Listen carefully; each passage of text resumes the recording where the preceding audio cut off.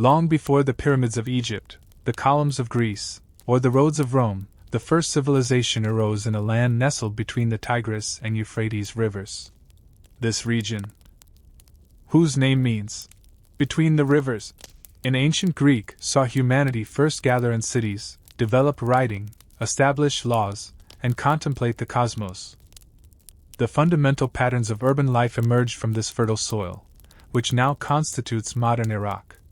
This history spans from 10,000 BC, when the first settlements appeared after the Ice Age, to 539 BC, when Cyrus the Great of Persia conquered Babylon. During this time, kings built empires of mud brick and bronze, scribes pressed wedge-shaped marks into clay tablets, and architects raised ziggurats to reach their gods. Their records, preserved in humble clay, have outlasted many grander monuments. The first chapter of civilization began in the Fertile Crescent as the ice retreated and humans established the foundations of organized society.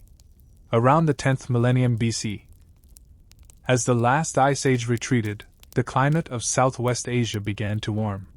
The frozen grip that had constrained human potential for millennia gradually loosened.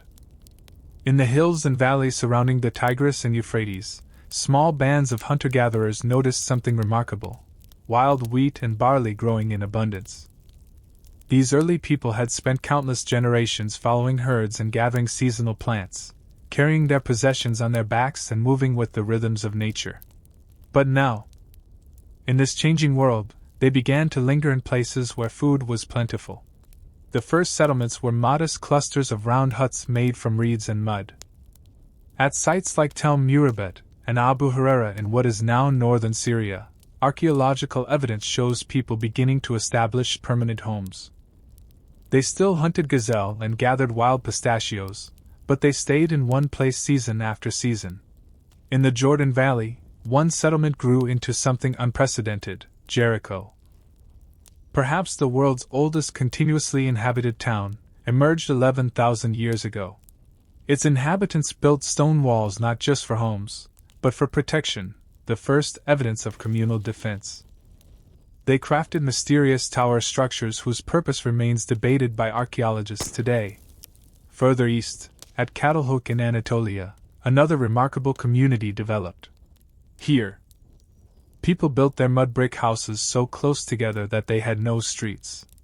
Residents entered their homes through holes in the roof, moving across the settlement like ants through a complex mound. The true revolution, however, was happening quietly in the fields. Through careful observation and selection, these early farmers began to domesticate wild grains. Plants with larger seeds and husks that didn't shatter easily were favored. Generation after generation, wild grass became cultivated wheat. The deliberate growing of food had begun. Similarly, animals once hunted became herded. The wild aurochs, fierce ancestors of modern cattle, were gradually tamed. Sheep, goats, and pigs followed. The domestication of animals provided a reliable source of meat, milk, and hides without the uncertainties of the hunt. This agricultural revolution spread gradually along the fertile arc of land stretching from the Persian Gulf up through the river valleys and around to the Mediterranean coast, the Fertile Crescent. The transformation was not instant but unfolded across centuries. The implications were profound. For the first time, humans could produce more food than they immediately needed. This surplus allowed some individuals to pursue crafts other than food production. Specialists emerged: potters, weavers, and toolmakers who could trade their creations for food. During the 6th millennium BC, another pivotal innovation appeared: pottery. Those simple containers had been made from stone, wood, and woven reeds for millennia. The firing of clay created vessels that were both lightweight and watertight. Food could be stored longer, and liquids could be transported easily. As crops became more productive, early farming communities discovered a new challenge. In the flat plains between the rivers, rainfall was scarce. But the annual flooding of the Tigris and Euphrates provided rich silt for growing. The people learned to dig channels to direct this water to their fields, the birth of irrigation agriculture. By the early 5th millennium BC, Small villages had grown into larger settlements across the southern alluvial plain, the land that would later be called Sumer. Sites like Eridu and Uruk began as modest farming communities but would eventually grow into something new, true cities. The management of water became central to these developing societies. Coordinating irrigation required leadership and organization beyond the family unit. Communal projects to build canals and dikes fostered more complex social structures. With agriculture came new challenges. Food surpluses needed protection from raiders and management for lean times. Religious beliefs evolved to address the uncertainties of farming life. The forces controlling rain, flood, and drought became personified as deities requiring propitiation. Temples began as simple shrines but grew more elaborate. Nearly 6,000 years ago, some communities were constructing dedicated buildings where specialists, early priests, performed rituals to ensure good harvests. These temples became centers not just of worship but of redistribution, where grain was collected and dispensed. Social stratification increased. Those who controlled the surpluses gained power, and those who interpreted the will of the gods gained authority. The egalitarianism of hunter-gatherer bands gave way to hierarchical communities with emerging elites. Tools evolved as well. Copper, first used for beads and decorative items around 7 millennia BC, began to be shaped into more practical implements. 1,000 years later, metalworkers discovered that copper mixed with tin created bronze, harder and more durable than pure copper. The Bronze Age had begun. Trade networks expanded dramatically. Obsidian from Anatolian volcanoes, highly prized for its sharp edges, traveled hundreds of miles from its source. Lapis lazuli from distant Afghanistan found its way to temple ornaments in the southern plains. Shells from the Persian Gulf appeared in inland settlements. Toward the end of the 4th millennium BC, in the city of Uruk, another momentous development occurred. Facing the growing complexity of managing temple resources, administrators began using clay tokens to represent quantities of goods. These tokens eventually evolved into marks pressed into clay tablets, the world's first writing system. Initially, these marks were simple pictographs, drawings representing the items being counted. A picture of a sheep meant a sheep. Multiple sheep were indicated by multiple marks. But gradually, the system became more abstract. Marks came to represent not just things but sounds, the birth of true writing. By the dawn of the 4th millennium BC, the foundations of civilization as we understand it were in place.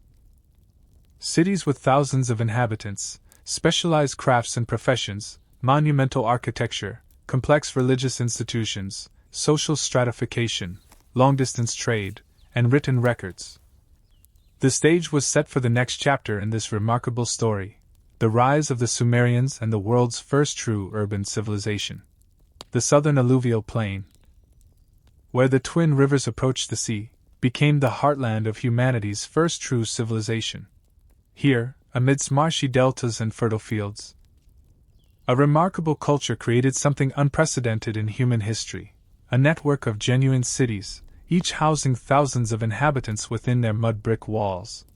Uruk, perhaps the most magnificent of these early urban centers, expanded rapidly after 3500 BC. Archaeological excavations reveal a settlement that eventually covered nearly 250 hectares and may have housed up to 50,000 people at its peak. Massive defensive walls enclosed neighborhoods of densely packed houses, workshops, marketplaces, and administrative buildings. At the heart of Uruk stood its crowning architectural achievement, the White Temple. Perched atop a towering platform, this sacred structure rose like a mountain from the flat plain. Its whitewashed walls gleamed in the desert sun, visible for miles across the landscape. This platform, an early prototype of what would later develop into the classic ziggurat, demonstrated both engineering prowess and religious devotion. Other urban centers emerged across the landscape. Nestled near the ancient coastline, now far inland due to millennia of silt deposition, became a bustling port city. Eridu, considered by local tradition to be the oldest city, housed a temple complex dedicated to Enki, the god of wisdom and fresh water. Lagash, Kish, Nippur, and Amma grew into powerful city-states, each with its own distinct identity, ruling dynasty, and patron deity. These cities were not simply large villages. They represented a fundamentally new form of human organization. Unlike earlier settlements, they housed diverse specialists, not just farmers, but metalworkers, potters, weavers, merchants, administrators, soldiers, and priests. Each city's architecture revealed its complex social organization, with imposing temples, administrative buildings, grand houses for elites, and modest quarters for commoners. The development of monumental architecture transformed the landscape. Temples evolved from simple shrines into elaborate multi-room complexes atop massive elevated platforms. These early ziggurats, though not yet achieving the stepped pyramid form of later periods, nonetheless dominated the skyline. By 3000 BC, the city of Ur featured a temple platform over 11 meters high, requiring more than 720,000 baked bricks for its construction. The question of who directed these monumental construction projects reveals another innovation of this society: institutionalized leadership. Early governance appears to have been a form of shared authority. Councils of elders and assemblies of citizens held significant power. But religious leaders, who controlled the temple resources, gradually assumed greater authority, becoming priest-kings or en in the local tongue. These early rulers derived legitimacy from their special relationship with the gods. They served as intermediaries between the divine and human realms. In times of crisis, war, flood, or drought, a temporary military leader might be appointed. These lugal, literally meaning big man, sometimes parlayed their emergency powers into permanent kingship, gradually supplanting the authority of priests. By 2900 BC, kingship had become firmly established in most cities of the region. Kings claimed divine sanction, though not yet divine status themselves. Royal tombs from this period display extraordinary wealth: gold vessels, elaborate jewelry, musical instruments, and the skeletons of retainers apparently sacrificed to accompany their ruler into the afterlife. Religious beliefs permeated every aspect of life in these early city-states. The pantheon included countless deities, with each city elevating its patron god or goddess to special prominence. Anu, the sky god; Enlil, the god of wind and storms; Enki, the god of water and wisdom; and Inanna, the goddess of love and war, ranked among the most powerful. The people believed these gods were much like humans in their emotions and needs, though vastly more powerful. Temples functioned as the gods' earthly dwellings, where priests performed elaborate rituals to please these divine residents. Daily offerings of food, drink, and incense sustained the deities, who might otherwise unleash flood, famine, or invasion upon neglectful worshippers. The cosmos was pictured as a flat disk with the earth at its center, covered by a vault of heaven. Below lay the underworld, a gloomy realm where the spirits of the dead existed in a shadowy half-life. Unlike later civilizations, there was no promise of paradise for the virtuous. The afterlife awaited everyone, regardless of earthly conduct, as a dimmer version of mortal existence. The understanding of the natural world blended practical observation with mythological explanation. Medical texts from this period show sophisticated knowledge of anatomy and treatments, yet attribute disease to divine displeasure or demonic influence. Similarly, advanced astronomy tracked celestial movements for agricultural and religious calendars, while interpreting unusual cosmic events as divine omens. One of the most far-reaching innovations of this culture, cuneiform writing, continued to evolve throughout this period. What began as simple pictograms for accounting gradually developed into a comprehensive writing system capable of expressing abstract concepts and recording spoken language. By 2500 BC, scribes were using about 600 different signs to write not just lists of goods, but letters, legal documents, medical texts, and literature. Literacy remained the privilege of a specialized class of scribes. Young boys from wealthy families began training in the tablet houses, their schools, around age 7. studying for years to master the complex system. These scribes gained considerable status, serving as administrators, accountants, and record keepers for temples, palaces, and merchants. The language of this early civilization remains somewhat mysterious. Unrelated to the Semitic or Indo-European language families, it stands as a linguistic isolate with no known relatives. Its distinctive grammar and sound system were eventually preserved in cuneiform when later peoples adapted the writing system to their own tongues. Literature preserved on thousands of clay tablets reveals a rich cultural tradition. The Epic of Gilgamesh, though compiled in its classic form during a later period, originated in tales about a historical king of Uruk who ruled around 2700 BC. This remarkable story follows its hero's quest for immortality after the death of his beloved friend, ultimately concluding that death is humanity's inevitable fate. Other important works include creation myths explaining how the gods fashioned humans from clay to be their servants, hymns praising deities and kings, and wisdom literature offering practical and moral advice. One poignant text, "Man and His God," wrestles with the problem of undeserved suffering. Resembling in some ways the later biblical Book of Job, this civilization also created the world's oldest known law codes, though the famous Code of Hammurabi would come later. Fragments of legal texts from around 2400 BC show a society already concerned with formalizing rules for commerce, property, marriage, and criminal justice. One collection, the Laws of Yarnamu, established monetary compensation for injuries rather than the principle of physical retribution, unlike the concept of an eye for an eye, found in later Semitic law codes. Economic life in these ancient cities revolved around the temples and palaces, which controlled vast agricultural estates. Temples employed thousands of workers to farm their lands, tend livestock, and produce textiles.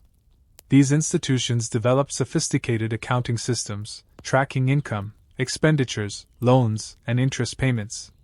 Private commerce also flourished. Merchant families conducted trade expeditions to distant lands, exchanging grain, textiles, and manufactured goods for timber, metals, and luxury items.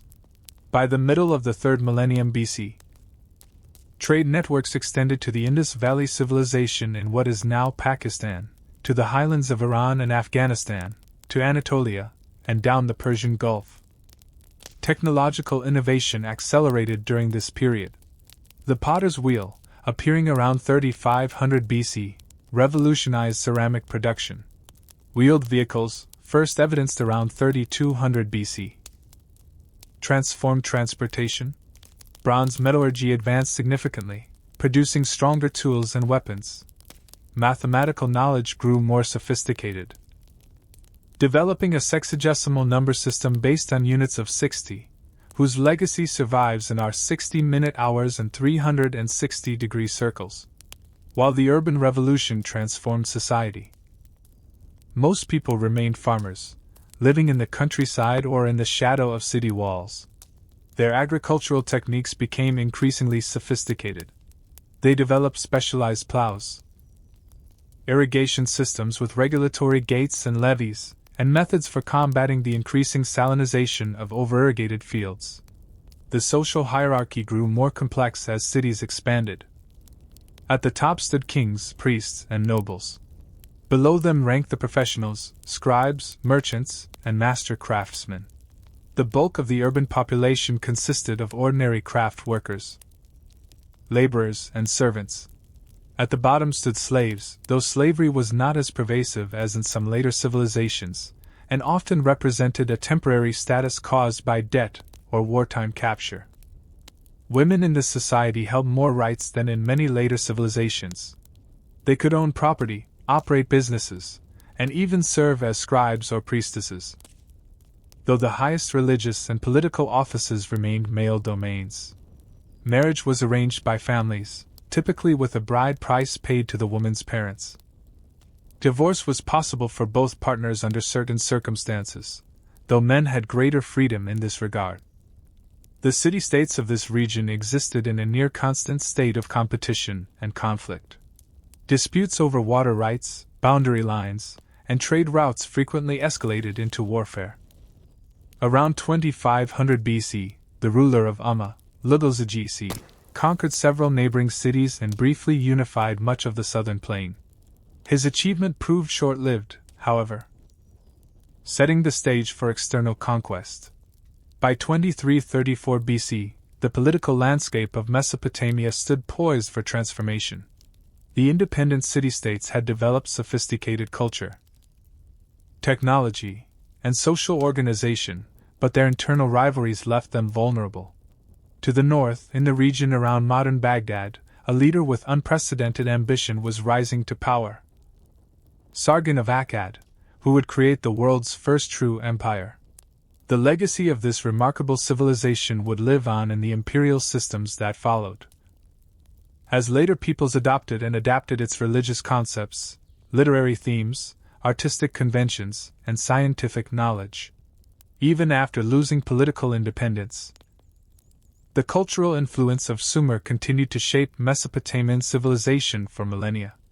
To the north of the ancient city-states of Sumer, another culture had been developing in the central plains of Mesopotamia. These people spoke a Semitic language rather than the isolated tongue of their southern neighbors. Though influenced by the achievements of the older civilization, they maintained their own distinct identity, centered around their main settlement, Akkad. The exact location of Akkad remains unknown to modern archaeologists, but it likely stood somewhere near present-day Baghdad. From this city would emerge a figure whose ambitions would transform the political landscape of the ancient world, Sargon, whose name means the true king in his native language. The origins of Sargon are shrouded in legend. According to his own inscriptions, he was born to humble beginnings, the son of a gardener or date palm cultivator. A later tradition claimed he was a foundling set adrift in a reed basket on the Euphrates River, much like the biblical Moses would later be portrayed. Whatever his true background, Sargon began his career as a cupbearer to the king of Kish, an important northern city-state. From this modest position at court, Sargon demonstrated remarkable political and military skills. Around 2334 BC, he seized power in Kish through circumstances now lost to history. Having established this initial base of power, he turned his attention southward toward the wealthy cities of the southern plain. Lugalzagisi, the ruler from Umma, who had briefly united many southern cities under his control, became Sargon's chief rival. Their clash represented more than a mere power struggle between ambitious leaders. It was a confrontation between two different models of state organization. Lugalzagisi sought to maintain the traditional city-state system with himself as paramount ruler, while Sargon envisioned something revolutionary: a unified territorial state under direct central control. In a series of military campaigns, Sargon defeated Lugalzagisi and the allied forces of the southern cities. One inscription claims he washed his weapons in the sea, suggesting his armies reached the Persian Gulf. The victorious northern ruler then instituted a radical new approach to governance. Instead of allowing conquered cities to maintain their autonomy under local dynasties who paid tribute, he removed their rulers and installed loyal officials, often members of his own family, as governors. This administrative innovation marked the birth of the world's first true empire, a multi-ethnic state with centralized authority extending over a vast territory. At its height, this empire stretched from the Persian Gulf to the Mediterranean Sea, encompassing not only Mesopotamia, but parts of modern-day Syria, Turkey, and Iran. To bind this diverse realm together, Sargon implemented several unifying strategies. He established his native tongue as the official imperial language for administration. He standardized weights and measures to facilitate trade and taxation throughout the empire. Perhaps most importantly, he created a standing professional army, reportedly numbering 400 men who ate bread daily before him. This military force, loyal to the ruler rather than to local cities or leaders, provided the coercive power necessary to maintain imperial control. The empire's economic foundations rested on agricultural surplus extracted as taxes, control of vital trade routes, and the wealth of conquered cities. Trade expanded dramatically under imperial security, with caravans and ships carrying goods across unprecedented distances. Merchants from the empire ventured as far as the Indus Valley in modern Pakistan and into Central Asia in search of precious materials like lapis lazuli, carnelian, and tin. For the common people, this imperial system brought both benefits and burdens. Imperial peace and standardization facilitated commerce and cultural exchange. New irrigation works increased agricultural productivity in some regions. However, taxation was heavy, and labor could be conscripted for massive building projects or military campaigns. Rebellions were punished harshly, with city walls demolished and populations sometimes relocated. Sargon ruled for approximately 56 years according to later king lists, though this may include the reigns of some of his successors. His long reign provided the stability needed for imperial institutions to take root. When he died around 2279 BC, he left behind a transformed political landscape. The age of independent city-states had given way to the age of empires. His successors faced the perennial challenge of imperial rulers, maintaining control over diverse territories with different languages, cultures, and local interests. Rimish and Manishtushu, Sargon's sons, spent much of their reigns suppressing revolts. Both died violently, possibly assassinated after relatively short reigns. Naram-Sin, Sargon's grandson, proved to be the most capable ruler of the dynasty after its founder. Ascending to the throne around 2254 BC, he further developed imperial administration and embarked on ambitious military campaigns. In response to a massive rebellion of several major cities, he demonstrated both military skill and ruthlessness, crushing the opposition and rebuilding his grandfather's empire. After these victories, Naram-Sin took an unprecedented step in Mesopotamian politics. He declared himself a god. Previous rulers had claimed to be divinely appointed or to rule on behalf of the gods. But Naram-Sin had his name written with the divine determinative, the cuneiform sign indicating a deity. Official art depicted him wearing the horned crown traditionally reserved for gods. This elevation of the ruler to divine status reflected both the extraordinary power of the imperial office and perhaps a strategy to strengthen loyalty in a multi-ethnic realm where local religious traditions varied. Naram-Sin's reign represented the zenith of imperial power. His famous victory stele, discovered at Susa in modern Iran, depicts him as a heroic figure physically larger than his soldiers and trampling defeated enemies. The artistic conventions established during this period, showing the ruler as superhuman in scale and achievements, would influence royal iconography throughout the ancient Near East for centuries to come. Despite these impressive achievements, cracks were appearing in the imperial edifice. Maintaining control over such vast territories with ancient transportation and communication technology proved increasingly difficult. Provincial governors, often members of the royal family, developed their own power bases. The costs of constant military campaigns to suppress rebellions strained the economy. External pressure also intensified during this period. Inscriptions from Naram-Sin's reign mention conflicts with mountain peoples called the Gutians, who raided from the Zagros Mountains to the east. From the northwest, the power of Elam in Syria presented another challenge to imperial control. After Naram-Sin's death around 2218 BC, his son Sharkali-Sheri inherited these mounting problems. Though a capable ruler who maintained imperial power for a time, the centrifugal forces pulling at the empire proved too strong. Provincial areas broke away, external enemies pressed in, and economic troubles deepened. A later text dramatically describes these troubled times. Who was king? Who was not king? Suggesting a period of disputed succession and fragmented authority.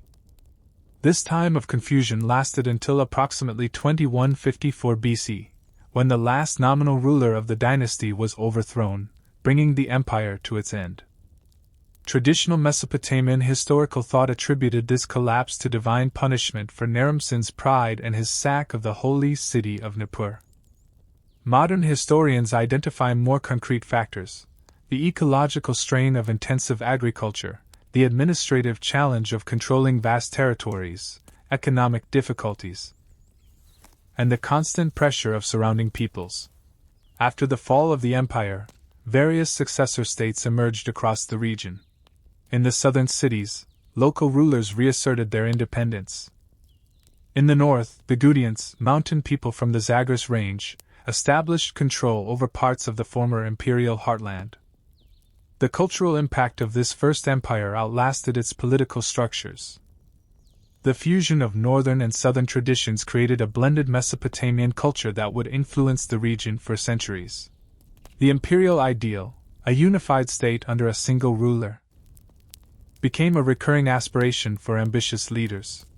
The prestige of Sargon's dynasty remained so powerful that later rulers, including Assyrian kings nearly 2,000 years later, would claim connection to this first empire to legitimize their own rule. Even in decline, the accomplishments of this pioneering imperial state left an indelible mark on history. The organizational innovations, cultural exchanges, and political concepts developed during this period provided models for future empires, not only in Mesopotamia, but across the ancient world. Though the empire itself proved relatively short-lived, lasting less than 2 centuries, its legacy would endure for millennia as the template for imperial states to come. Following the collapse of the world's first empire, a period of fragmentation ensued across the lands between the rivers. The mountain-dwelling Gutians seized control of northern territories, while southern city-states regained independence under local leaders. This interlude of disunity lasted for nearly a century. The Gutians, described in contemporary texts as the dragon of the mountains, and a people who know no inhibitions, maintained loose control over the north but never established sophisticated administrative structures. Their rule, characterized by raids and tribute collection rather than governance, grew increasingly unpopular among the settled populations under their dominion. Meanwhile, in the south, a remarkable cultural renaissance began taking shape. Freed from northern control, yet drawing on the integrated traditions developed during the previous era, the ancient cities experienced a creative rebirth. Scholars call this phase the Neo-Sumerian period, marking the revitalization of older cultural forms within new political structures. Among these resurgent southern centers, the city of Lagash achieved particular prominence under a ruler named Gutian. Though never attempting to build a large territorial state, Gutian presided over a flourishing of arts, architecture, and religious expression. Dozens of statues depicting this pious leader have survived, showing him in poses of devotion with hands clasped in prayer.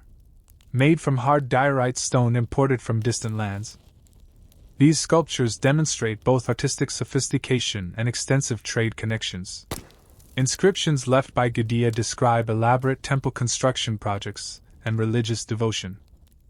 One text recounts a dream in which the god Ningersu instructed him to rebuild a temple, complete with detailed divine specifications.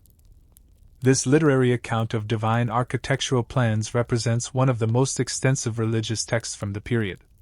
While Lagash flourished culturally, a different city would soon emerge as the political center of a renewed territorial state.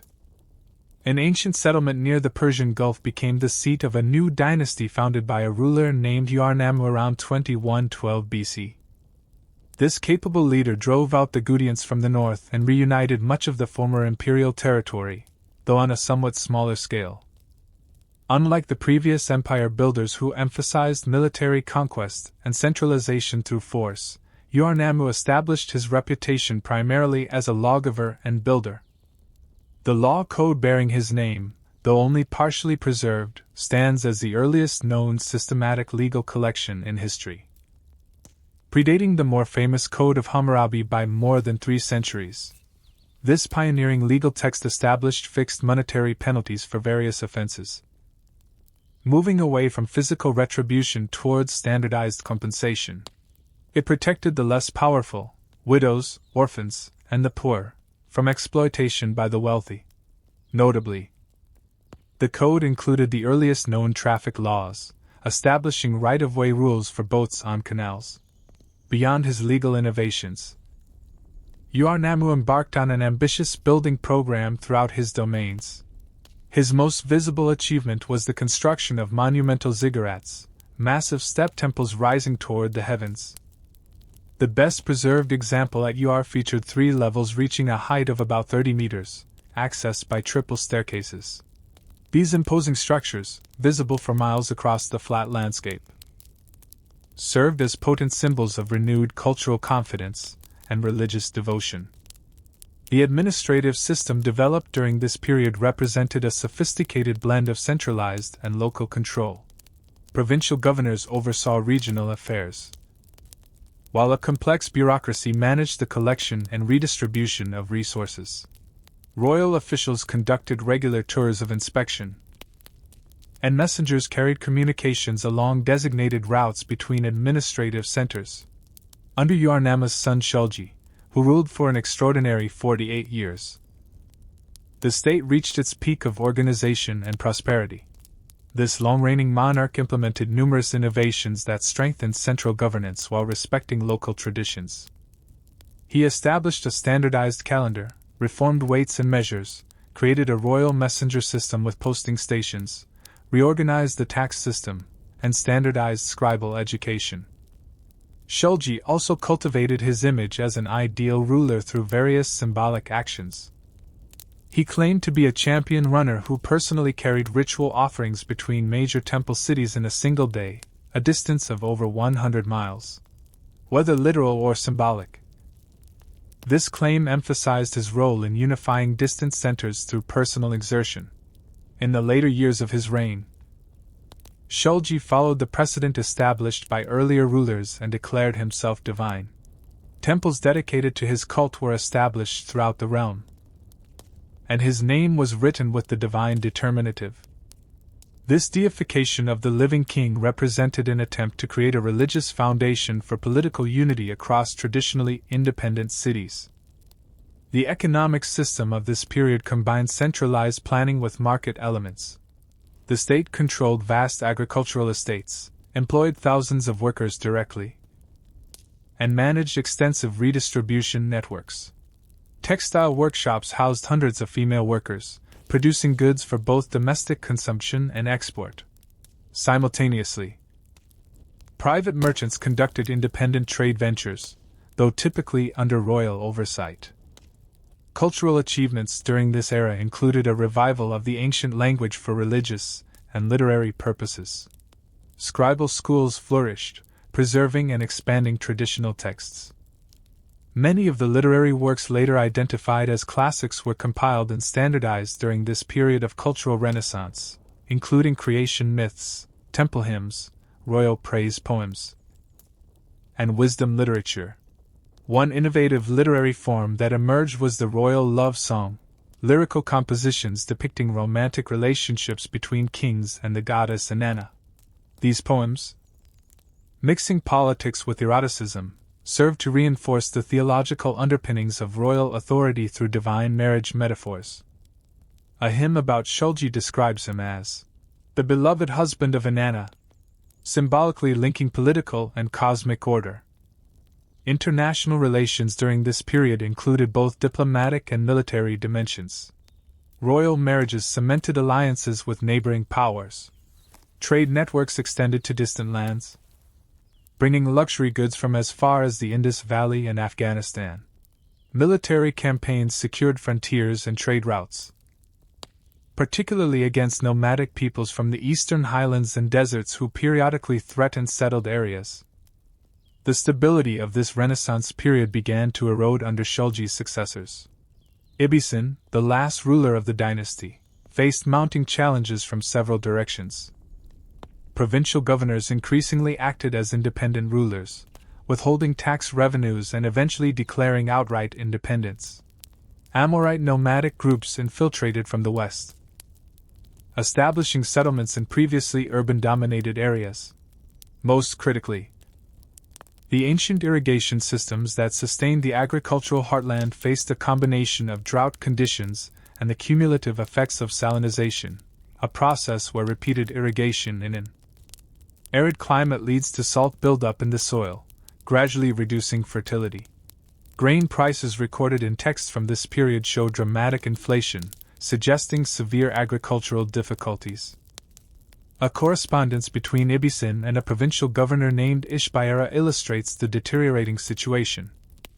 The governor reports being unable to deliver grain shipments due to threats from enemies, likely both external nomadic groups and internal rebellious elements. Eventually, Ishbaera established himself as an independent ruler in the city of Isin, effectively seceding from the unified state. The final blow came from an external power. The neighboring state of Elam, centered in what is now southwestern Iran, had grown increasingly powerful. Around 2004 BC, Elamite forces allied with other enemies of the regime captured Ur itself. The city was pillaged, its ziggurat desecrated, and Ibisin taken captive to Elam, where he presumably died in exile. A contemporary lament describes the fall of Ur in poignant terms. The city has been defiled. Its people live like ghosts. The treasuries have been pillaged. Corpses float in the Euphrates which once brought life. This literary work, combining historical report with theological interpretation, viewed the destruction as divine punishment for human failings. Though politically devastating, the fall of Ur did not erase the cultural achievements of this Renaissance period. The legal concepts, literary works, administrative techniques, and architectural forms developed during this creative era would continue to influence Mesopotamian civilization for centuries to come. As one era ended, the stage was set for new political configurations in the land between the rivers. After the collapse of the Ur dynasty, political power in Mesopotamia fragmented among numerous competing city-states. No single center could establish dominance, resulting in a patchwork of small kingdoms, vying for control of trade routes, water access, and agricultural lands. This period of division lasting nearly a century saw the emergence of several notable regional powers including Isin, Larsa, Eshnunna, and Mari. A significant demographic shift accompanied this political fragmentation. Semi-nomadic peoples known as Amorites, originally from the Syrian desert regions, had been gradually infiltrating the settled lands of Mesopotamia for generations. Speaking a Western Semitic language different from both the ancient Southern tongue and the Eastern Semitic dialect of the First Empire, these newcomers established dynasties in several cities. One such Amorite leader named Simuabum established himself in a previously minor settlement called Babylon around 1894 BC. Located on the Euphrates River in central Mesopotamia, this city, whose name meant Gate of the Gods, had existed for centuries without particular distinction. Under its new ruling house, however, it would gradually rise to unprecedented prominence. For its first century, under Amorite leadership, Babylon remained merely one power among many in the fragmented political landscape.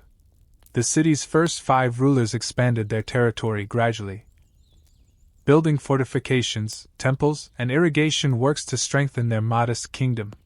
Still, other cities like Larsa and Isin commanded greater resources and prestige during this early phase. The geopolitical situation shifted dramatically with the accession of the 6th ruler of the dynasty, a king who would transform both his city and the entire region through military prowess, administrative genius, and careful image building. Taking the throne around 1792 BC, this monarch, Hammurabi, would rule for 43 years and establish Babylon as the dominant center of Mesopotamian civilization. Early in his reign, Hammurabi focused on internal development, strengthening Babylon's infrastructure and economic foundations.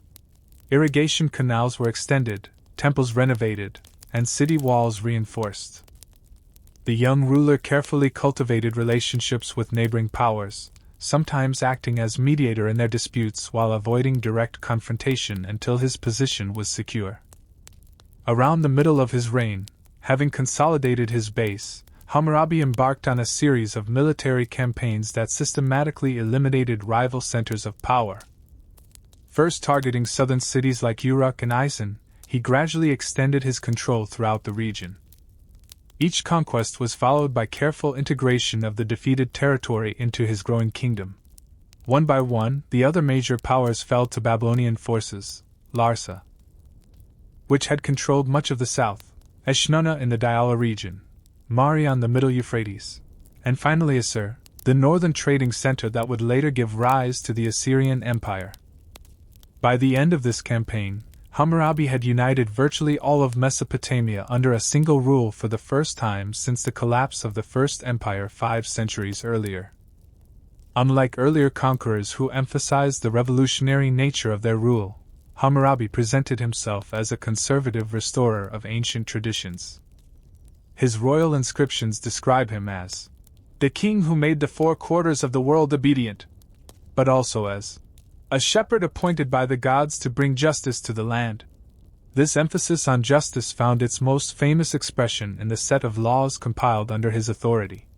The Code of Hammurabi, inscribed on a 25-meter-tall stone steel crown with an image of the king receiving authority from the sun god Shamash, contained 282 legal provisions covering virtually every aspect of society. This monument, discovered by modern archaeologists in 1901, stands as one of the most complete legal collections from the ancient world. The laws themselves reveal a complex society with clearly defined social classes. Different penalties applied depending on whether the parties involved were aristocrats, commoners, or slaves. Principles like an eye for an eye applied when both parties were of equal status. But monetary compensation was prescribed when a higher status person injured someone of lower rank. Despite this class-based approach, the code repeatedly emphasized protection for the vulnerable. To prevent the strong from oppressing the weak, to provide justice for the orphan and widow. The collection addressed everything from property disputes and inheritance to marriage and divorce. From professional standards for doctors and builders to agricultural contracts and commercial regulations. While often portrayed as a lawgiver in both ancient and modern accounts, Hammurabi was equally active as an administrator and economic manager. His government maintained detailed records of agricultural production, labor allocation, and resource distribution. Royal officials supervised irrigation systems, allocated state lands, set prices for basic commodities, and regulated trade. Hundreds of surviving letters dictated by the king himself reveal his hands-on approach to governance. He personally addressed complaints from distant provinces, investigated charges of corruption among local officials, and micromanaged religious ceremonies and building projects. This combination of grand strategy and administrative detail characterized his leadership style. In religious matters, Hammurabi elevated Babylon's patron deity Marduk from local status to a position of prominence in the regional pantheon, while continuing to honor traditional gods like Enlil, Shamash, and Ishtar. Royal propaganda increasingly presented Marduk as the king of the gods, mirroring Babylon's new political supremacy. The king also positioned himself as divinely chosen, though stopping short of the outright self-deification attempted by some earlier rulers. The prologue to his law code describes him as named by Anu and Enlil to promote the welfare of the people, to cause justice to prevail in the land. This balance between divine sanction and human service characterized Babylonian royal ideology. When Hammurabi died around 1750 BC, he left behind a unified kingdom incorporating most of Mesopotamia. His son Samsu-Luna inherited a seemingly stable state. But this appearance proved deceptive. Within a few years, revolts erupted in southern cities with older cultural traditions. Though initially suppressed, these rebellions continued to flare up, gradually eroding central control. Adding to these internal challenges, a new external threat emerged from the marshlands of the extreme south. A people known as the Sealand dynasty established control over the coastal regions, eventually seizing several southern cities from Babylonian control. Simultaneously, mountain peoples from the Zagros range began making incursions along the eastern frontiers. Under these mounting pressures, Babylon's territorial control gradually contracted. By 1700 BC, just 50 years after Hammurabi's death, much of the south had been lost. Subsequent rulers maintained control over central Mesopotamia, but never regained the extensive empire of their great predecessor. Despite this territorial reduction, Babylon itself remained prosperous and culturally dominant.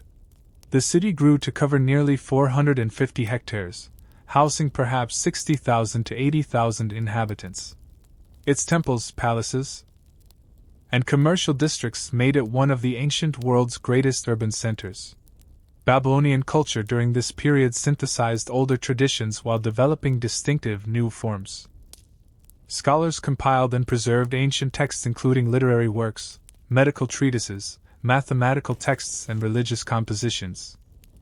The Akkadian language of Babylon became the international diplomatic tongue of the Near East, used for communication between kingdoms across the region. Intellectual achievements flourished, particularly in astronomy, mathematics, and medicine. Babylonian astronomers carefully tracked celestial movements, developing the first predictive mathematical models of planetary behavior. Mathematicians worked with an advanced numeral system that permitted complex calculations, including operations with fractions, solving of quadratic equations, and early approximations of irrational numbers like the square root of 2. This creative period continued for nearly 2 centuries after Hammurabi. Despite the gradual reduction in Babylon's territorial control, the dynasty maintained political stability within its core regions, and cultural influence extended far beyond political boundaries. The end came suddenly and catastrophically. Around 1595 BC, a completely unexpected threat appeared from far to the north. The Hittites, an Indo-European-speaking people based in central Anatolia, modern Turkey, had been building their own kingdom far from Mesopotamian centers, under an ambitious ruler named Mursalai. Hittite forces marched over 500 miles from their homeland in a raid of unprecedented scale. The Babylonians, focused on traditional threats from the east and south, were utterly unprepared for this northern attack. The Hittites breached Babylon's defenses, plundered its treasures, and overthrew the ruling dynasty that had governed for 3 centuries. After this devastating raid, the Hittites withdrew to their Anatolian homeland, apparently satisfied with booty rather than occupation. Into the power vacuum left by this shocking attack stepped another group that had been gradually increasing their influence in northern Mesopotamia, the Kassites. Originally from the Zagros Mountains, these people had been serving as mercenaries and settling in Babylonian territory for generations. After the Hittite raid, a Kassite leader seized the Babylonian throne, establishing a new dynasty that would rule for an extraordinary 400 years. Though politically transformative, the Hittite attack and Kassite takeover did not disrupt cultural continuity. The newcomers adopted Babylonian religion, language, and customs. They preserved and continued administrative practices, literary traditions, and architectural styles. Many later Mesopotamians would look back on the era of Hammurabi as a golden age, a time when justice prevailed and the region stood united under enlightened rule from the city that would remain its cultural heart for millennia to come. After the dramatic Hittite raid that toppled the dynasty of Hammurabi, a new group assumed control of Babylon and its territories. The Kassites, originally mountain dwellers from the Zagros range to the east, had been gradually integrating into Mesopotamian society for generations, serving as mercenaries, settling in rural areas and adopting local customs. Seizing the opportunity created by the power vacuum, a Kassite leader named Agamtu claimed the throne, establishing what would become the longest ruling dynasty in Mesopotamian history. Unlike previous conquerors who imposed dramatic changes, these newcomers embraced the cultural and religious traditions of the land they now ruled. They adopted the titles, gods, and administrative practices of their predecessors under their governance. The region experienced remarkable stability, with the Kassite dynasty maintaining control for nearly 4 centuries from approximately 1595 to 1155 BC. Little is known about the early decades of Kassite rule, as contemporary records are sparse. By the mid-15th century BC, however, historical documentation becomes more abundant, revealing a kingdom that, while smaller than Hammurabi's empire, maintained control over the Babylonian heartland and conducted sophisticated diplomatic relations with neighboring powers. The political landscape of the Near East had transformed dramatically during this period. No single power dominated the region. Instead, several major kingdoms coexisted in what historians call the Club of Great Powers, a system of balanced rivalries and alliances that maintained regional stability. Alongside the Kassite rulers of Babylon stood the new Kingdom of Egypt, the Hittite Empire in Anatolia, the Mitanni Kingdom in northern Syria, and later the Middle Assyrian Kingdom. International relations among these powers followed established diplomatic protocols. Royal letters written on clay tablets in the Akkadian language, the diplomatic lingua franca of the era, addressed foreign rulers as brother, suggesting nominal equality. Royal marriages cemented political alliances with princesses sent to foreign courts accompanied by elaborate dowries. Merchants and ambassadors traveled established routes between capitals, facilitating both trade and diplomacy. The Amarna letters, a diplomatic archive discovered in Egypt, includes correspondence between Kassite kings and Egyptian pharaohs, revealing the complex balance of cooperation and competition that characterized international relations. One Kassite ruler complained to Pharaoh Amenhotep III that the gold sent as a diplomatic gift was insufficient. "Gold in your country is as common as dust," he wrote, requesting more generous offerings to fund his building projects. Within their realm, Kassite monarchs ruled through an administrative system adapted from earlier models, but with distinctive innovations. They introduced a new approach to land management, granting large estates to loyal supporters through officially documented Kudur stones. Boundary markers inscribed with the grant's details and divine symbols, invoking curses on anyone who might violate the arrangement. This system created a form of feudal relationship between the crown and a class of landed nobility. Religious practices reflected both continuity and evolution. Traditional Mesopotamian deities remained central to state cult, but the Kassites introduced some of their own gods into the pantheon. They paid particular attention to cosmic deities associated with celestial bodies, contributing to the development of increasingly sophisticated astronomical observations. The intellectual achievements of this era were significant despite limited military expansion. Scribal schools preserved and elaborated older literary traditions. Scholars compiled comprehensive lists, organizing knowledge about everything from divine names to medical diagnoses, from legal precedents to grammatical forms. These systematic collections represented early attempts at encyclopedic knowledge organization. Astronomical observation became increasingly precise during this period. Court astrologers tracked planetary movements to identify omens relevant to royal decisions. These observations, initially driven by divinatory purposes, accumulated into data sets that would eventually enable mathematical prediction of celestial events. The zodiacal system, dividing the ecliptic into 12 segments named for constellations, began taking recognizable form during this era. Medical texts from the period reveal a dual approach to healing, combining empirical treatments, herbal remedies, surgical procedures, and dietary recommendations, with spiritual interventions addressing divine or demonic causes of illness. Diagnostic manuals linked observed symptoms to prognosis and appropriate treatments, showing sophisticated clinical observation despite limited understanding of internal physiology. Artistic traditions displayed technical mastery within established conventions. The distinctive Kassite style in cylinder seals featured precisely carved figures with elaborate detail. Monumental art continued earlier traditions while incorporating subtle new elements from various cultural influences. Glass production reached new levels of sophistication with colorful vessels created for luxury markets. Babylon itself flourished as the administrative and cultural center of the kingdom. Though smaller than during its imperial height under Hammurabi, the city remained a magnificent urban center with impressive temples, bustling markets, and diverse neighborhoods. The Kassites renovated the Great Temple of Marduk repeatedly, maintaining Babylon's status as a preeminent religious center.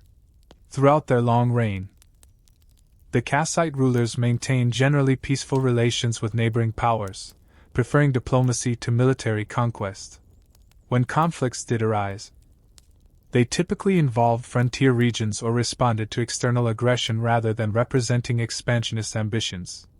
This relatively peaceful approach contributed to the dynasty's longevity, but eventually left them vulnerable to more militaristic neighbors. To the north, a resurgent Assyria gradually expanded its territory under ambitious rulers like Adad-nirari.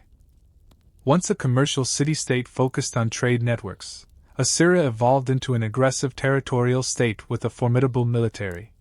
By the 13th century BC, Assyrian forces began challenging Kassite control of northern Mesopotamia. The balanced system of great powers began unraveling around 1200 BC when a series of dramatic upheavals transformed the Near Eastern landscape. The Hittite Empire collapsed suddenly with its capital Hattusa destroyed and abandoned. Egyptian power contracted amid internal problems and the mysterious Sea Peoples raids. Trade networks disintegrated and many urban centers declined or were abandoned entirely. The causes of this widespread disruption remain debated among historians. Climate change may have triggered crop failures and famine. Population movements brought new groups into conflict with established powers. Whatever the precise combination of factors, the result was a period of instability that historians call the Bronze Age collapse, a systemic failure of the political and economic structures that had maintained regional order. Amid this turbulence, the Kassite kingdom initially showed remarkable resilience, outlasting several of its great power contemporaries. However, mounting pressures eventually proved overwhelming. Elamite forces from southwestern Iran conducted increasingly destructive raids into Babylonian territory.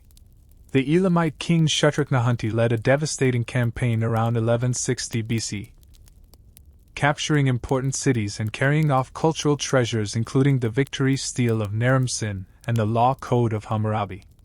This Elamite invasion fatally weakened Kassite control. A native Babylonian dynasty originating from the ancient southern city of Isin seized power around 1155 BC, ending 4 centuries of Kassite rule. The second dynasty of Isin attempted to restore Babylonian greatness through renewed building projects and aggressive campaigns against Elam, achieving some success under kings like Nebuchadnezzar I, who recovered stolen divine statues and cultural artifacts. Despite the political transition, cultural continuity persisted. The Kassite period left an enduring legacy in Babylonian civilization. Their long, relatively stable rule had allowed for intellectual and cultural development even without dramatic territorial expansion. The systematic organization of knowledge, astronomical observations, land management systems, and artistic traditions established during their reign would influence Mesopotamian civilization for centuries to come. As the Bronze Age gave way to the Iron Age around 1000 BC, new powers and peoples would reshape the geopolitical landscape of Mesopotamia once again. Yet the cultural foundations established during the Kassite period, building upon millennia of previous development, provided a resilient framework that would enable Babylonian civilization to survive dramatic political changes and eventually experience another renaissance under future dynasties.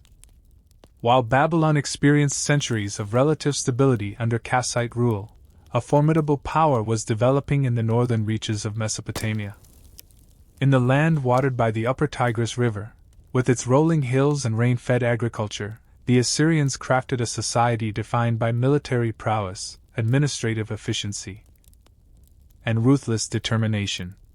Originally centered around the ancient trading city of Assur, from which they took their name, these northern people had long maintained commercial networks connecting Anatolia, the Mediterranean, and southern Mesopotamia. Their experience as middlemen in international trade gave them broad awareness of distant regions and resources, knowledge that would later serve imperial ambitions. The transition from trading city-state to expansionist power began gradually during the 14th century BC. Early rulers like Ashur-uballit I, circa 1363 to 1328 BC, asserted independence from neighboring powers and began intervening in regional politics.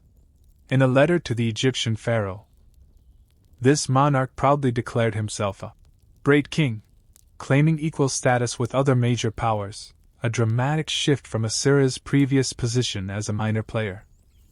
Military expansion accelerated under subsequent rulers. Adad-nirari I and Shalmaneser I extended territorial control in the 13th century BC, establishing provinces governed directly by appointed officials rather than through vassal arrangements. While other regional powers collapsed during the Bronze Age disruptions around 1200 BC. Assyria weathered the storm, though with temporary contraction of its territorial reach. A true turning point came during the reign of Tiglath-Pileser I, circa 1114 to 1076 BC. This energetic ruler conducted campaigns in all directions, north into the Armenian highlands, west to the Mediterranean coast, east into the Zagros Mountains, and south against Babylonian territory. His inscriptions boast of crossing the Euphrates 28 times to fight western enemies, and hunting lions as a royal sport. Establishing twin motifs that would characterize Assyrian kingship, warrior and hunter. Following Tiglath-Pileser's death, Assyria entered a period of contraction lasting nearly 2 centuries. External pressures from Aramean tribal groups combined with internal succession problems to limit territorial control. However, even during this time of reduced power, key institutions and cultural elements that would support later imperial growth continued developing. The foundations for extraordinary imperial expansion were laid during the 9th century BC. 3 rulers stand out as architects of Assyrian resurgence: Ashurnasirpal II, Shalmaneser III, and Shamshi-Adad V. Under their leadership, the mechanisms of empire were systematically developed and refined. Ashurnasirpal II, 883 to 859 BC, established a new capital at Kalhu, modern Nimrud, constructing a magnificent palace decorated with stone reliefs glorifying royal achievements. These visual narratives portraying military conquests, royal hunts, and religious ceremonies created a powerful propaganda tool that subsequent rulers would expand. The inauguration of this palace complex was celebrated with a banquet reportedly hosting 574 guests over 10 days, an extraordinary display of wealth and organizational capacity. Military innovations transformed the Assyrian army into an unstoppable force. Iron weapons, having replaced bronze, provided technological advantage. Specialized units, charioteers, cavalry, archers, and siege engineers, worked in coordinated fashion. A corps of professional soldiers was supplemented by seasonal conscripts and auxiliaries from subject territories. Logistics received particular attention with carefully planned supply chains supporting operations in distant regions. Administrative systems matched military sophistication. Conquered territories were organized into provinces governed by appointed officials answerable directly to the king. Local nobles from newly integrated regions might be incorporated into the imperial structure, but their sons were often brought to the Assyrian capital for education and as hostages, ensuring their father's loyalty. Road networks, way stations, and messenger systems facilitated rapid communication throughout the realm. Perhaps most notorious was the calculated use of terror as a political tool. Royal inscriptions and palace reliefs explicitly depicted extreme punishments inflicted on rebels: flaying, impalement, and mass executions. Cities that resisted were razed, their populations deported to distant parts of the empire. While undoubtedly exaggerated for propaganda purposes, these accounts reflect a deliberate strategy of psychological warfare intended to discourage resistance.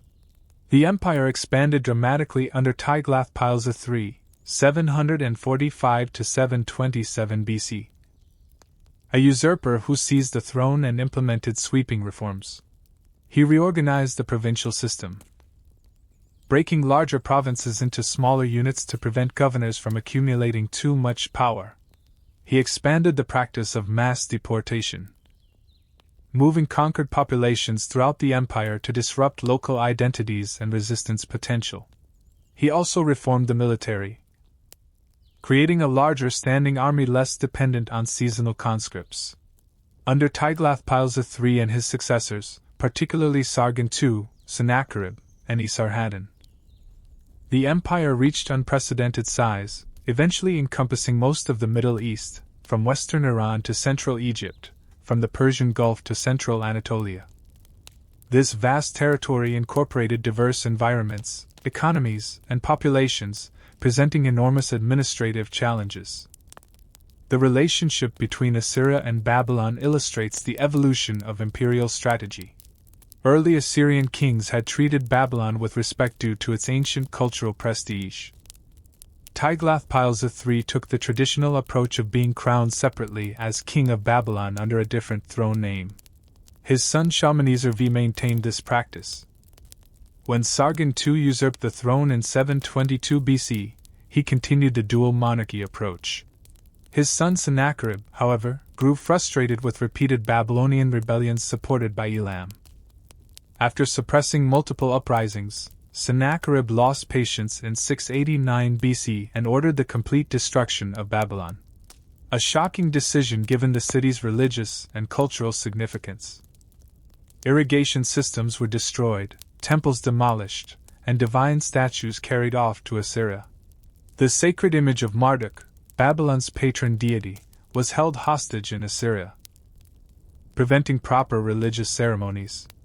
This radical approach proved counterproductive, generating religious horror throughout the region and within Assyria itself. Sennacherib's assassination in 681 BC, reportedly while praying in a temple, was widely interpreted as divine punishment for his sacrilege against Babylon.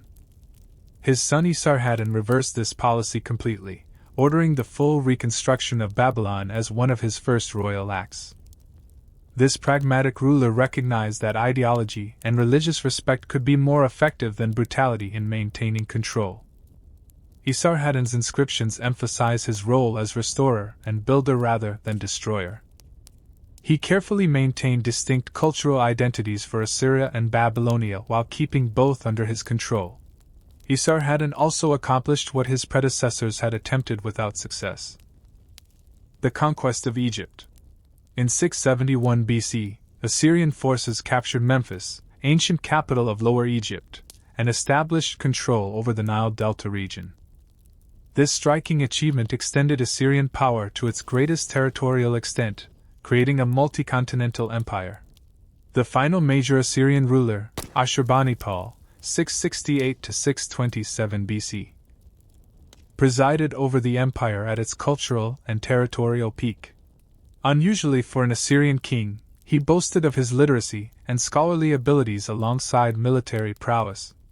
Under his patronage, the library at Nineveh collected texts from throughout Mesopotamia, preserving literary, religious, scientific, and historical works on some 30,000 clay tablets.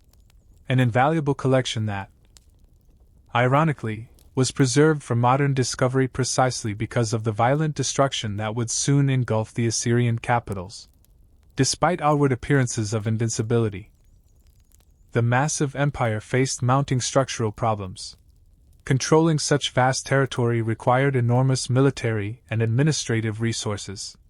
Constant warfare, though generating plunder and tribute, strained manpower and economic sustainability.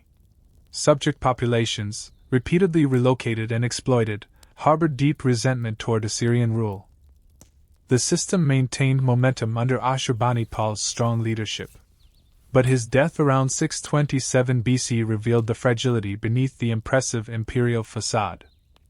Succession disputes weakened central authority at precisely the moment when external threats were mounting. Babylon, under a Chaldean dynasty led by Nabopolassar, declared independence in 626 BC. Initially, this revolt seemed like just another of the periodic Babylonian rebellions that Assyrian forces had suppressed many times before. However, Nabopolassar proved an exceptionally determined and capable leader. Even more dangerously for Assyria, he formed an alliance with the Medes, an Iranian people who had developed a powerful kingdom in the Zagros Mountains. This Babylonian-Median alliance attacked the Assyrian heartland directly, targeting the great cities that had served as imperial capitals. Assur fell in 614 BC, followed by Nineveh in 612 BC after a 3-month siege. The magnificent palaces and temples were put to the torch. Their walls toppled, their treasures looted. A remnant Assyrian court established at Haran held out briefly, but by 609 BC, Assyrian independence had been completely extinguished. The fall of Assyria was as dramatic as its rise. An empire that had dominated the Near East for centuries vanished with such finality that within 2 generations, the great capital cities lay abandoned, their once magnificent buildings reduced to overgrown mounds. The prophet Nahum's exultant description of Nineveh's fall. Woe to the city of blood, full of lies, reflected the deep hatred Assyria's imperial practices had engendered among subject peoples. Yet even in destruction, Assyria left an enduring legacy. The imperial systems developed to control vast territories provided models for subsequent empires. The network of roads, administrative centers, and communication systems created military and economic integration across previously fragmented regions. The practice of gathering and preserving knowledge from throughout the empire saved countless cultural and literary works for posterity. And perhaps most importantly, the Assyrian Empire represented the first successful attempt to create a genuinely international political order, encompassing numerous peoples, languages, and traditions under unified governance, a complex achievement despite the brutality of its methods. From the ashes of Assyrian domination arose a revitalized Babylonian state that would create one final magnificent chapter in Mesopotamian civilization, the Neo-Babylonian or Chaldean Empire. Though lasting less than a century, achieved such cultural splendor and historical significance that it permanently secured Babylon's place in the world's imagination. The foundation for this renaissance was laid by Nabopolassar, a leader from the Chaldean tribal groups that had settled in southern Mesopotamia. Taking advantage of Assyria's weakening grip, he declared independence in 626 BC and gradually consolidated control over the southern regions. His strategic alliance with the Medes provided the military strength needed to challenge Assyrian dominance directly, leading to the dramatic fall of Nineveh in 612 BC. With Assyria's collapse, Nabopolassar faced the challenge of rebuilding a state that had experienced centuries of foreign domination. He began reconstruction projects in major cities, reorganized administrative systems, and balanced competing interests among traditional Babylonian urban elites and his own Chaldean tribal supporters. By the time of his death in 605 BC, he had established a stable foundation upon which his son would build an extraordinary legacy. That son, Nebuchadnezzar II, would become the defining figure of this era. A monarch whose 43-year reign transformed Babylon into the most magnificent city in the ancient world, taking the throne upon his father's death. The young king had already demonstrated military prowess as a crown prince, leading armies against Egyptian forces, attempting to fill the vacuum left by Assyria's fall. Nebuchadnezzar's early campaigns secured the western territories of the former Assyrian Empire, extending Babylonian control through Syria and Palestine to the Egyptian border. His fateful siege of Jerusalem in 597 BC, followed by a more devastating conquest in 587 BC, led to the destruction of the Hebrew Temple and the exile of the Judean elite to Babylon. A pivotal event in Jewish history, described poignantly in biblical texts and remembered in the famous lines, "By the rivers of Babylon, there we sat down and wept when we remembered Zion." Having secured his borders through decisive military action, Nebuchadnezzar turned his primary attention to internal development and monumental construction projects. The wealth flowing into imperial coffers from tribute, trade, and agriculture funded an ambitious building program that would transform Babylon into a wonder of the ancient world. The city was already ancient, with a history stretching back nearly 2 millennia. But Nebuchadnezzar reimagined it on an unprecedented scale. Massive new walls, reportedly so thick that a 4-horse chariot could turn around on their top, encircled an urban expanse of more than 850 hectares. A network of canals and quays managed water flow from the Euphrates, which ran through the heart of the city. Wide processional ways paved with limestone and decorated with glazed brick reliefs of lions, dragons, and bulls connected the major religious and administrative centers. Most spectacular of all was the temple complex dedicated to Marduk, Babylon's patron deity. At its heart stood the Etemenanki ziggurat, rising in 7 colored tiers to a height of over 90 meters, the likely inspiration for the biblical Tower of Babel.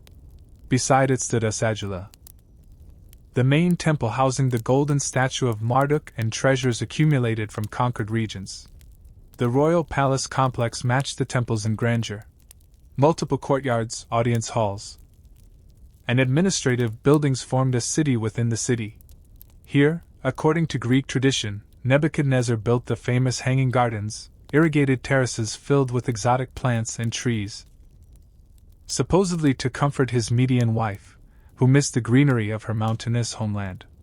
While archaeological evidence for these gardens remains elusive, the very fact that they became one of the 7 wonders of the ancient world demonstrates Babylon's powerful grip on the imagination of subsequent civilizations. The annual New Year's festival, Akitu, represented the pinnacle of Babylonian religious and political theater. During this 11-day celebration, the creation epic Enuma Elish was recited, recounting Marduk's victory over primordial chaos and establishment of cosmic order. The king played a central ritual role, symbolically subordinating his earthly authority to divine power.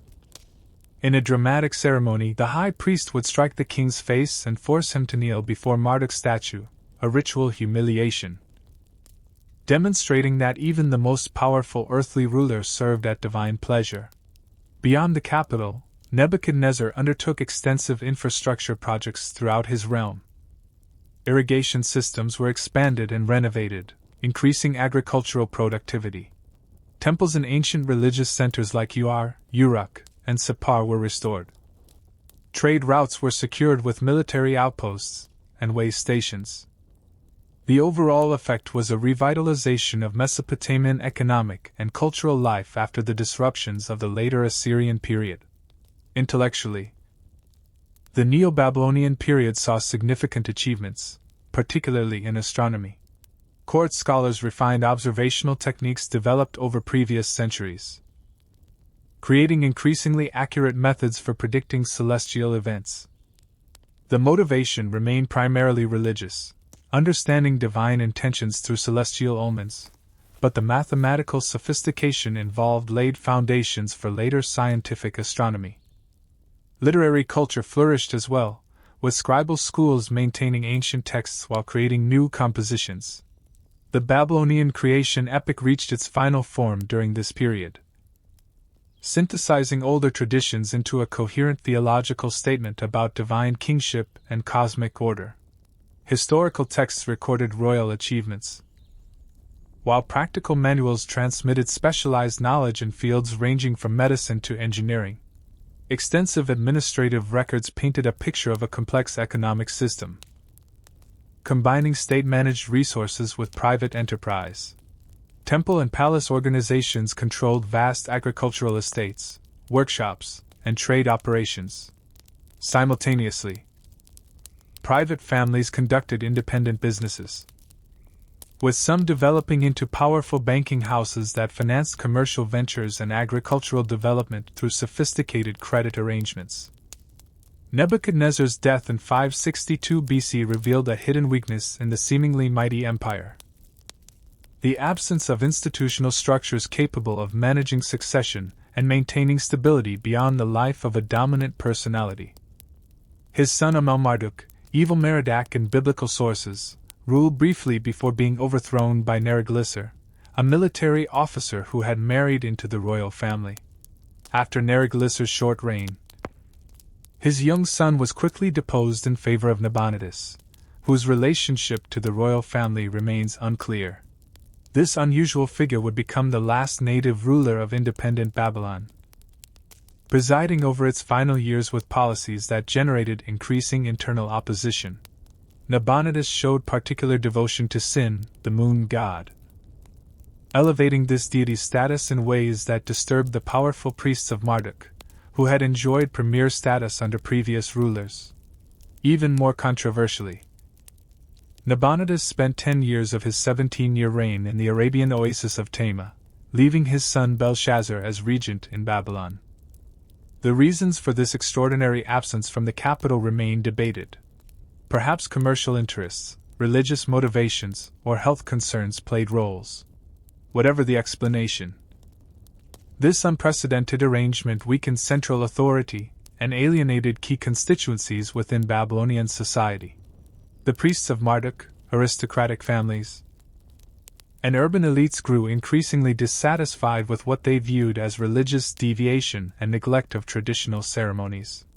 Meanwhile, a new power was rising beyond the empire's eastern borders. The Persians, led by Cyrus II, later called the Great, had been consolidating control over the Iranian plateau, overthrowing their former Median overlords and creating a formidable new kingdom. In 539 BC, Persian forces approached Babylon after defeating outlying garrisons. The biblical account of the city's fall, featuring the famous writing on the wall interpreted by the prophet Daniel, suggests a night of feasting and revelry interrupted by enemy intrusion. Archaeological and contemporary Persian sources tell a different story. Babylon surrendered with minimal resistance, and Cyrus entered the city as a respectful liberator rather than a destructive conqueror. His famous cylinder inscription, discovered by modern archaeologists, portrays him as chosen by Marduk to restore proper worship and just governance after Nabonidus's alleged neglect. Whether through divine will or political calculation, this relatively peaceful transition preserved Babylon's physical splendor while ending its political independence. The Neo-Babylonian Empire became a wealthy province within the even larger Persian Empire, which would establish new paradigms for multicultural governance. Thus concluded the final chapter of truly independent Mesopotamian civilization. Though Babylon would continue as an important administrative center for centuries under Persian, Greek, and Parthian rule, indigenous political traditions had reached their conclusion. The legacy of this brief but brilliant Neo-Babylonian Renaissance would endure, however, not only in archaeological remains, but in cultural memory. From biblical narratives of exile and prophetic visions to Greek historical accounts, from the wonders of the ancient world to the symbolic power of Babylon in art and literature across millennia, the year 539 BC marked a pivotal transition in Mesopotamian history. After 3 millennia of indigenous rule punctuated by occasional outside invasions, the region between the rivers would now become part of a vast multicultural empire centered outside its traditional boundaries. This transformation began not with violent destruction, but with a remarkably peaceful transfer of power that preserved Babylon's physical grandeur while forever altering its political status. The agent of this historic change was Cyrus II of Persia, later called the Great, a ruler whose origins had seemed far from promising for world historical impact. The Persians had long existed as a collection of semi-nomadic tribes in the southern Zagros Mountains and Iranian plateau, subordinate to more powerful neighbors. Under the leadership of Cyrus's ancestors, the Achaemenid clan had established a small kingdom centered on Anshan in southwestern Iran, nominally subject to Median overlordship. Cyrus's rise to power began with his overthrow of the Median Empire around 550 BC. According to the Greek historian Herodotus, Cyrus had been raised in secrecy after his maternal grandfather, the Median king Astyages, had dreamed that his grandson would usurp him. Despite attempts to eliminate the threat, the young man survived to fulfill the prophecy, overthrowing his grandfather and claiming the Median territories. With stunning rapidity, Cyrus transformed this initial success into a campaign of unprecedented conquest. Within a single decade, he gained control over most of Western Asia, incorporating the wealthy kingdom of Lydia and Anatolia, the Greek cities of the Ionian coast, and various regions of the Iranian plateau. His military achievements combined innovative tactics with strategic flexibility. But perhaps his most distinctive characteristic was his approach to conquered peoples. Unlike earlier conquerors who imposed their cultural and religious practices while suppressing local traditions, Cyrus developed a revolutionary policy of cultural and religious tolerance. Conquered peoples retained their customs, local administrative systems, and religious practices. Persian imperial strategy focused on ensuring loyalty and tribute flow while otherwise minimizing disruption to local societies. As this formidable new power expanded westward, the last Neo-Babylonian king Nabonidus found himself increasingly isolated politically and militarily. Having spent a decade in the Arabian oasis of Tama for reasons that remain debated, Nabonidus had returned to Babylon to find his religious policies and governing approach sharply criticized by influential groups within the society. His particular devotion to Sin, the moon god, had alienated the powerful priesthood of Marduk, traditionally Babylon's patron deity. His apparent neglect of certain religious festivals, particularly the crucial New Year's celebration, generated theological concerns about cosmic order. Meanwhile, various conquered peoples within the Babylonian realm harbored resentments over restrictive policies, creating potential allies for any invader promising more tolerant rule.